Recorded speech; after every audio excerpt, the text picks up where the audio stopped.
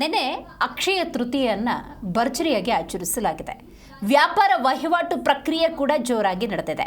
ಅಕ್ಷಯ ಅಂದಾಗ ಅದು ಹೆಚ್ಚಾಗುವಂಥದ್ದು. ಈ ನಿಟ್ಟಿನಲ್ಲಿ ಚಿನ್ನವನ್ನು ಖರೀದಿ ಮಾಡಿದ್ರೆ ಮನೆಯ ಸಮೃದ್ಧವಾಗಿರುತ್ತೆ ಅನ್ನುವಂತಹ ನಂಬಿಕೆಯ ನಡುವೆ ನೆನೆಯ ಅಕ್ಷಯ ತೃತೀಯದಲ್ಲಿ ಭರ್ಜರಿ ವ್ಯಾಪಾರ ವಹಿವಾಟು ನಡೆದಿದೆ.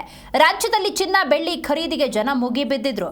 ಚಿನ್ನದ ಬೆಲೆ ಗಗನಕ್ಕೇರಿದ್ರೂ ಕೂಡ ಜನ ಡೋಂಟ್ ಕೇರ್ ಅಂತಿದ್ದಾರೆ. ಅಕ್ಷಯ ತೃತೀಯ ಚಿನ್ನ ಖರೀದಿಸಬೇಕು, ಈ ಒಂದು ಮನೋಭಾವ ನಂಬಿಕೆ ಜನಸಾಮಾನ್ಯರಲ್ಲಿ ಇರೋದ್ರಿಂದಾಗಿ ಅದೆಷ್ಟೇ ಬೆಲೆ ಏರಿಕೆಯಾದರೂ ಕೂಡ ಒಂದು ತುಂಡು ಚಿನ್ನನಾದರೂ ಅಕ್ಷಯ ತೃತೀಯದ ದಿವಸ ತರಬೇಕು ಅನ್ನುವಂತಹ ಮನೋಭಾವ ಜನಸಾಮಾನ್ಯರಲ್ಲಿದೆ.